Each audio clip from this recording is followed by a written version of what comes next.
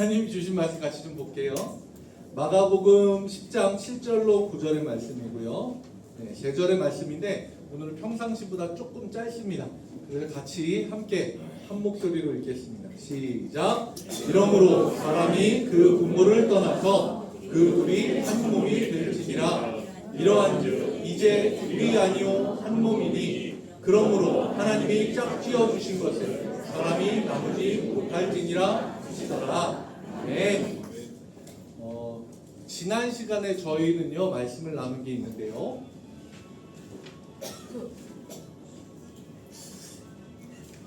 네. 지난 시간에 나눈 말씀은요, 가버나움으로 내려오는 길에 제자들이 누가 우리 중에서 더 크냐를 좀 다투었고요. 그 제자들을 향해서 예수님이 내가 앞으로 세울 공동체에 있어서는 세상에서 가장 힘이 없고 가장 연약한 자가 그 중심에 세워져야 된다라는 이야기를 해주셨습니다.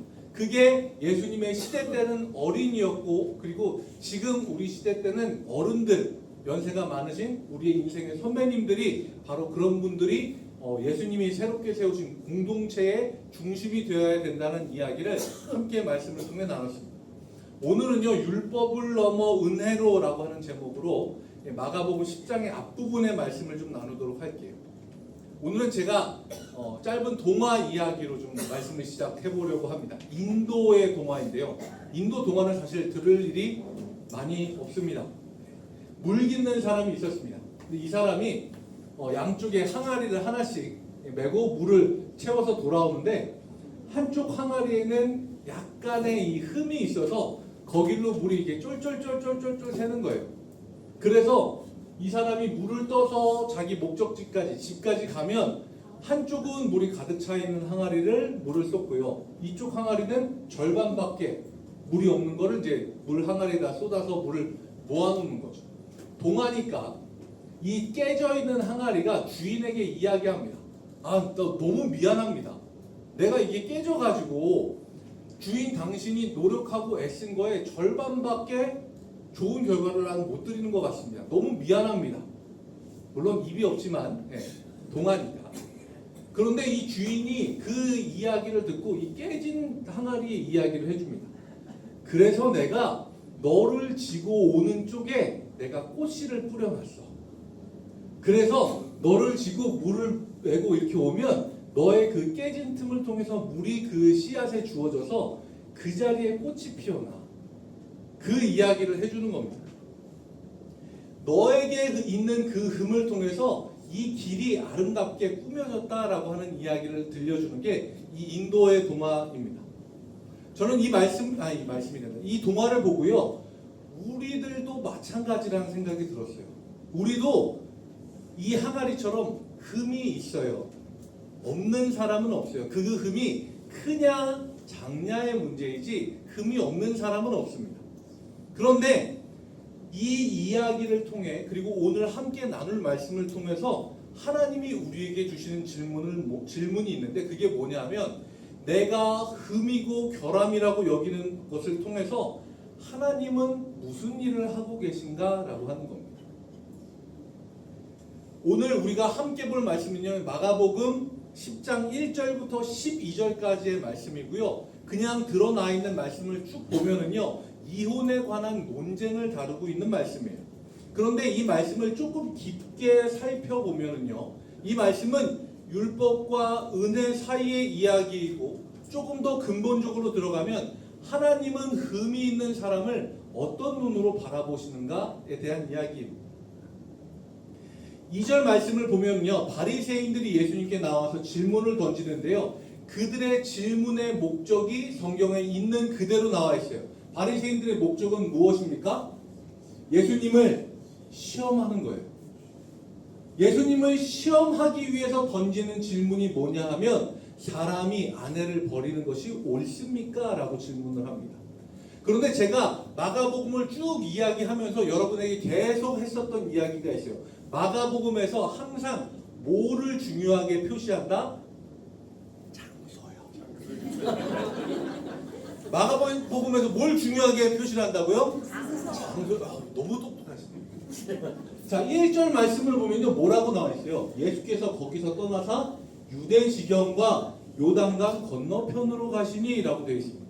우리는요, 이 장소를 봐야 돼요. 왜냐하면 이 장소가 되게 조심해야 되는 장소예요. 어떤 장소냐? 헤롯 안티파스라고 하는 사람이 다스리는 곳인데, 이 헤롯 안티파스라고 하는 사람을 우리는 마가복음에서 이미 한번 만난 적이 있어요. 누구냐? 세례 요한을 목베어 죽인 왕이에요.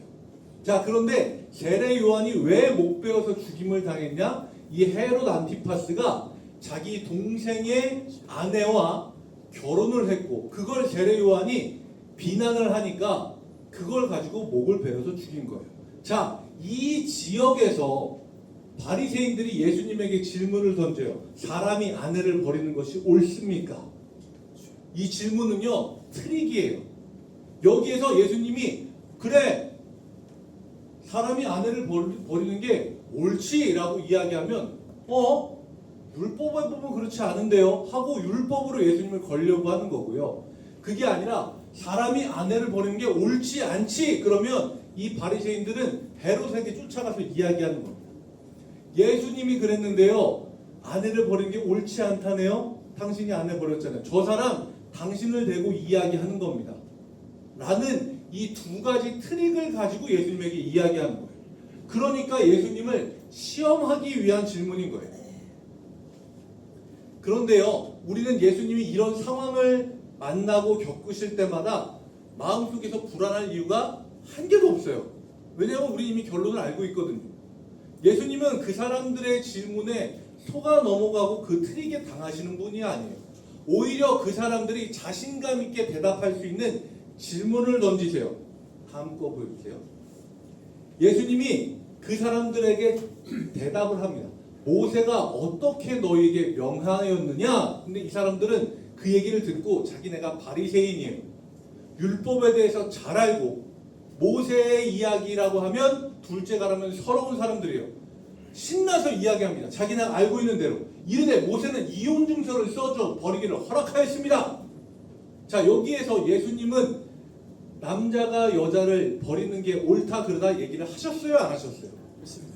안 하셨어요. 오히려 그들에게 질문함으로써 그들이 대답을 하게 하셨죠. 자, 그런데 이 말씀 자체가요, 사실은 예수님이 정말 하고 싶은 이야기를 하기 위한 하나의 예수님의 이 뭐라 그래야 되나, 세팅된 질문이었어요.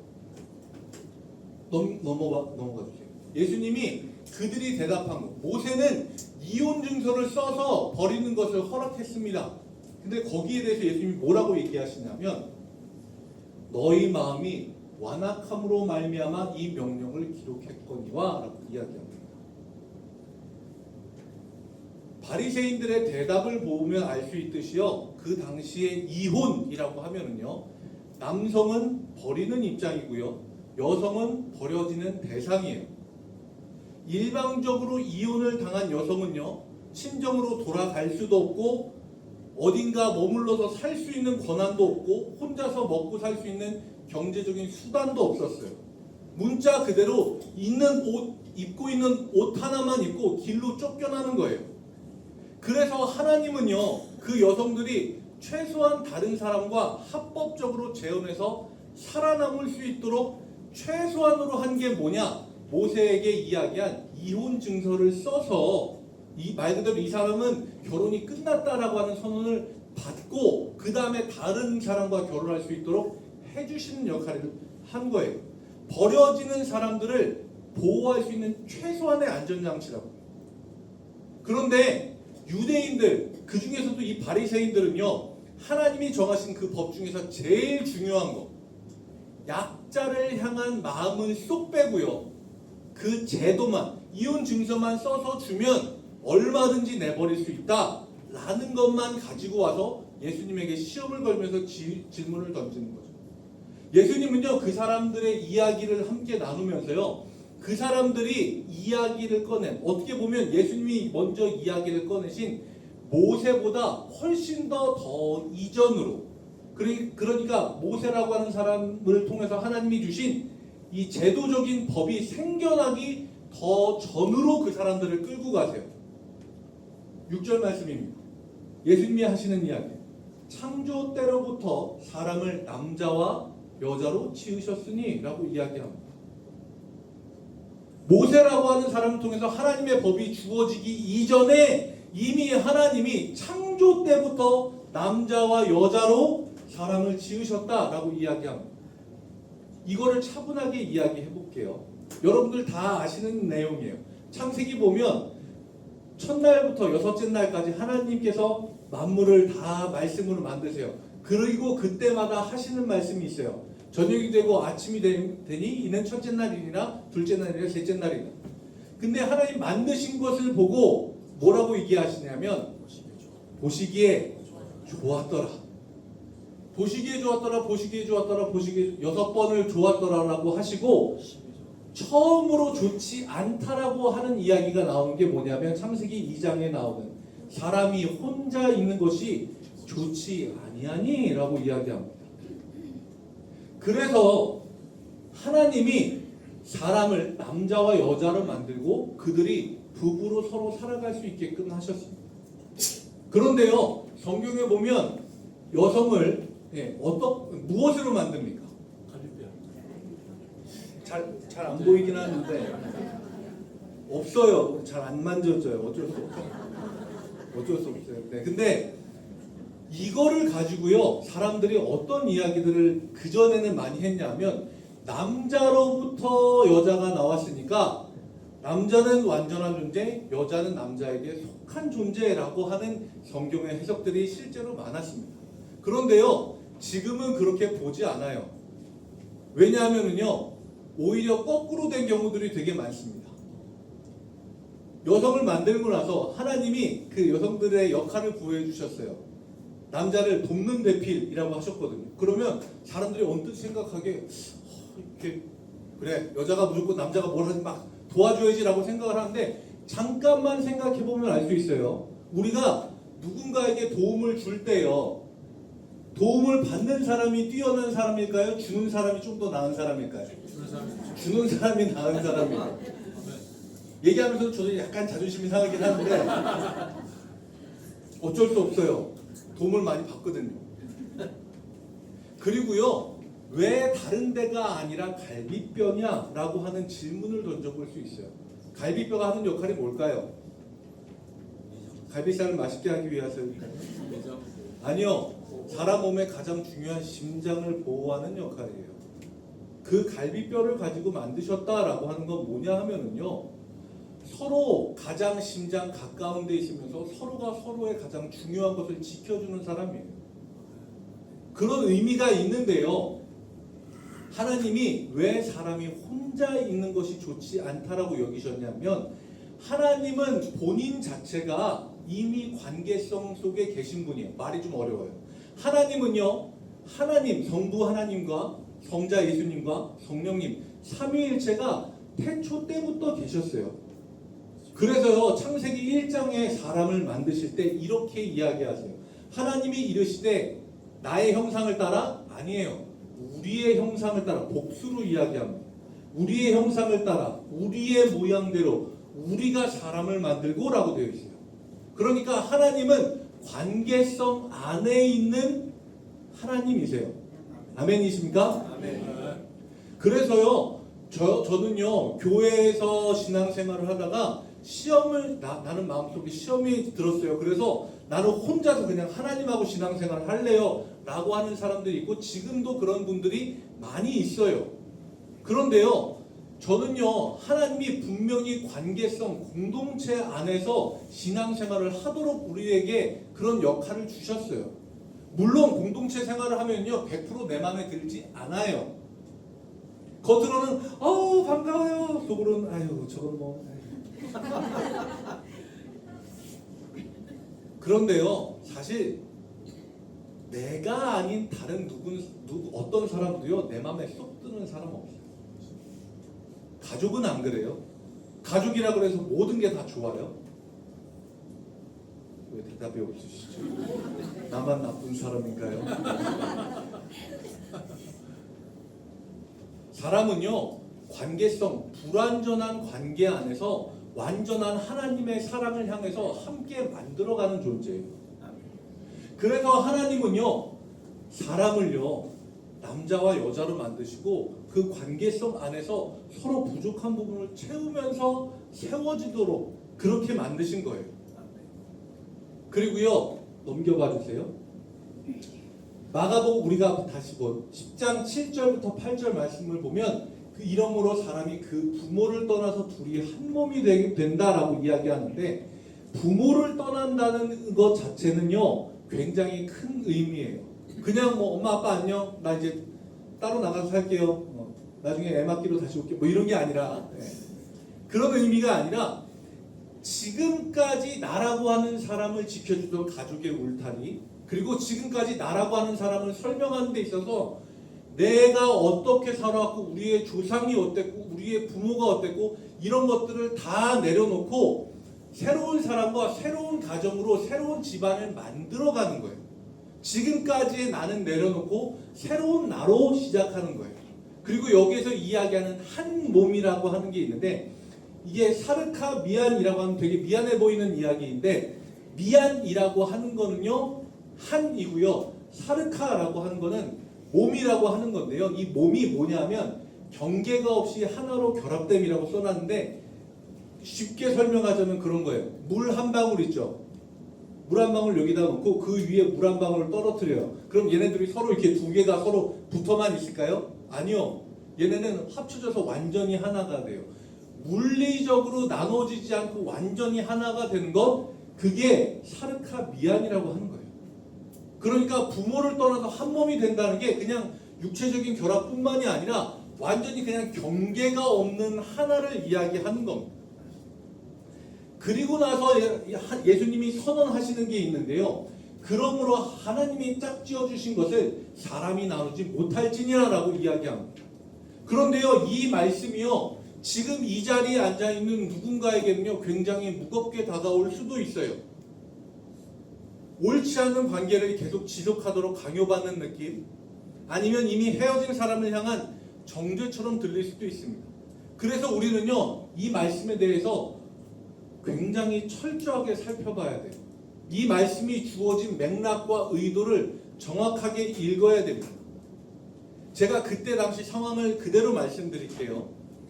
샴마이라고 하는 보수적인 학파가 있었어요. 바리새인의 학파 중에 하나였는데, 이 사람들은요 이혼에 대해서 이렇게 이야기합니다. 오직 음행한 이유 외에는 이혼할 수 없다라고 이야기하고요. 똑같은 바리새파 학파 사람들인데 할렐이라고 하는 학파는요 어떻게 이야기하냐면, 아내가 요리를 망치거나 더 예쁜 여자가 생기면 이혼할 수 있다라고 가르칩니다. 저는 이혼할 일이 없을 것 같습니다.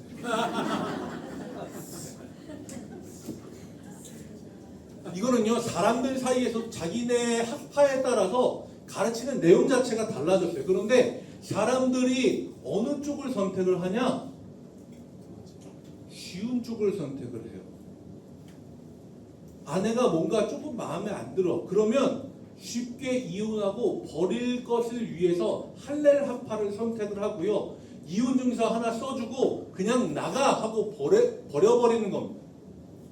그런 사람들을 향해서 예수님이 하신 이야기가 뭐냐면, 하나님이 짝지어 주신 것을 사람이 나누지 못한다라고 하는 이야기를 하는 거예요.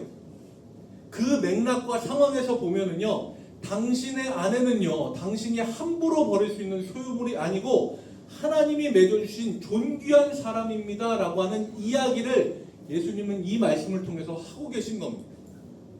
이기심으로, 실증으로, 일방적인 결정으로 하나님이 이루신 것을 파괴할 권리가 사람에게 없다는 이야기를 하시는 거예요. 예수님은요 상처 입은 약자를 향해 돌을 던지시는 분이 아닙니다. 오히려 약자를 착취하는 강자를 향해 경고를 하시는 분이에요. 그런데 오랜 시간 교회는요 이 말씀을 거꾸로 사용할 때가 많았어요. 저도 어릴 때 저희 아버지 교회, 아버지께서 목회하시는 교회에서 그런 상황들을 많이 봤습니다. 근데 그때 교회 어르신들이 이 이야기를 하면서 그래도 참아야지. 하나님이 짝지어 주신 것을 사람이 어떻게 나눠? 참고 살아. 제가 실제로도 많이 봤고요. 참 많이 참고 사시다가 결국 나중에 참 많이 어렵고 힘들게 헤어지시는 분들도 봤습니다. 오히려 예수님의 말씀과 의도를요 정반대로 사용하는 거라고 생각을 합니다. 루스 페이지라고 하는 신학자는요 이렇게 이야기합니다. 예수님은 이 본문에서 이혼 자체를 원천 봉쇄하는 규정을 세우신 게 아니라 인간 관계 안에서 하나님의 형상을 닮은 사람을 어떻게 대우해야 하는지 그 근본 원칙을 알려주신 것이다 라고 이야기해요. 그리고 그 근본 원칙은요 사람은 물건이 아니기 때문에 버려도 되는 존재가 아니다 라고 이야기를 하는 겁니다. 예수님이요 그 바리새인들에게 이 이야기까지 하시고 나서 집으로 들어오셨어요. 그런데 제자들도 이해가 안 돼서 그 당시에 그 모든 것들이 당연하게 여겨지던 그 사회에서 살던 제자들도 이해가 안 돼서 예수님에게 이 문제를 다시 물어봅니다. 그런데 예수님은요 제자들에게 그걸 자세히 풀어서 알려주시기보다 바리새인들 앞에서 얘기하셨던 것보다 훨씬 더 강한 이야기를 하세요. 그게 뭐냐면 11절과 12절인데요. 누구든지 그 아내를 버리고 다른 데에 장가드는 자는 본처에게 간음을 행하며 라고 되어 있습니다. 우리는 이 말씀을 보고요 그냥 지나가요. 11절을 읽고 그 다음에 12절을 읽어요. 그런데요 그 당시에 이 말은요 그 시대를 살던 남자들 제자들에게는 굉장히 크게 다가오는 일일 거예요. 왜냐하면은요 조금 격하게 표현을 할게요. 그 당시에 여성 아내는요 남편의 소유물이었어요. 소유물에 다른 사람이 소유물에 해를 가하면 이 소유물에게 해를 입힌 게 아니라 그 남편에게 죄를 지은 거다라고 이야기를 했던 거예요. 그게 당연하게 여겼던 거예요. 더 격하게 표현을 할게요. 제가 핸드폰이 있어요. 그런데 누군가 제 핸드폰을 보겠다라고 하고 갖고 가서 떨어뜨려서 깨졌어요. 그러면 그 사람은 제 핸드폰에게 잘못한 걸까요? 저에게 잘못한 걸까요? 당연히 저에게 잘못한 거죠. 그런데 여성을 그런 개념으로 생각했다고요. 그런데 예수님은 그 남편에게 간음했다라고 이야기하지 않고 본처에게 간음한 것이다 라고 이야기를 해요. 사람들은 소유물로 여기던 아내에게 사람으로서 이야기를 하시는 거예요. 12절 말씀을 볼게요. 12절 말씀을 보면 예수님은 여기 한 걸음 더 나가세요. 또 아내가 남편을 버리고 다른 데로 시집가면 간음을 행함이니라. 우리는 이 11절과 12절을 그냥 너무 당연하게 읽는데요.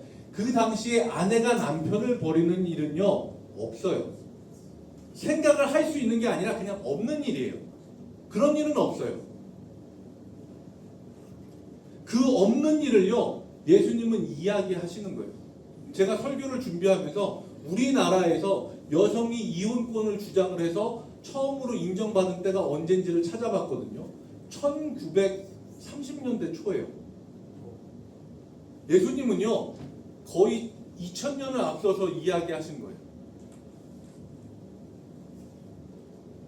예수님은요 인격이 아닌 것으로 그냥 하나의 물건으로 취급받던 사람을요 하나의 인격으로 사람으로 대우하신 분이에요. 예수님은요 오늘 우리에게 해주신 이야기는 그냥 단순히 이혼에 대한 어떤 규정과 논쟁을 하는 말씀이 아니에요. 예수님은요 율법의 문자를 들고 약자를 핍박하는 사람들을 꾸짖는 말씀이에요. 예수님은요 상처 입은 사람들에게 돌을 들어서 던지시는 분이 아니에요. 화면을 바꿔주세요. 예수님은요 가늠하다 현장에서 잡혀온 여인의 그 앞에서 사람들로 하여금 정죄하는 돌을 내려놓도록 하신 분이고요. 남편이 5 있었고 지금 있는 사람도 남편이 아닌 사마리아 여인과 사람들이 그 곁에 함께 한 우물을 먹기도 꺼려했었던 그 사람과 함께 이야기하고 앉으신 분이 예수님이십니다. 제가 처음 여러분들에게 들려드린 이야기 기억하시죠? 금이 간 항아리. 사람들은요 금이 같다라고 생각을 하고 균열이 있고 흠집이 있고 예수님이 그 흠집을 보면 부끄러워서 그걸 감춰야 된다라고 생각을 하는데 아니요, 예수님은요 그 흠집과 균열들을 통해서 아름다운 꽃을 피워내시는 분입니다. 하나님은요 우리의 부서짐과 균열을 낭비하시는 분이 아니에요. 하나님은 우리의 깨어진 부분을 통해서 오히려 새로운 생명을 길러내시는 분입니다. 예수님은 여러 번 이야기하셨어요. 내가 온 것은 율법을 폐하러 온 게 아니라 율법을 완성하러 왔다. 그 완성은요 그냥 문자가 있는 그대로 실천하는 거, 그게 아니라 그 율법 안에 꾹꾹 눌러 담아주신 하나님의 마음을 사람들에게 알도록 하는 겁니다. 이혼이라고 하는 거, 그 당시에 사람들이 쉽게 자기 아내를 버리는, 하나님의 입장에서 보면 참 마음 아픈 일들을 예수님의 말씀을 통해서요 버려지는 사람 없이 한 사람이 사람으로 설 수 있도록 하시는 것, 그게 하나님이 예수님을 통해서 오늘 이 말씀을 통해서 우리에게, 그리고 그 당시에도 전하셨던 하나님의 마음입니다. 마지막 거 보여주세요. 네. 십자가의 사랑이요 우리를 먼저 붙들었기 때문에 우리도 서로를 붙들어야 됩니다. 하나님이 그걸 위해서 우리로 창조하셨어요. 혼자 있는 사람으로가 아니라 하나님처럼 우리를 만드셨습니다. 우리는 그 은혜로 먼저 품어진 사람들이기 때문에 우리도 다른 누군가를 은혜로 품을 수 있는 사람들이 되길 바랍니다. 율법의 문자 뒤에 숨어 있는 사람이 아니라 그 율법 안에 담겨진 하나님의 따뜻한 마음을 안고요 은혜로 서는 장자의 교회 성도 여러분들이 되시길 주님의 이름으로 축복합니다.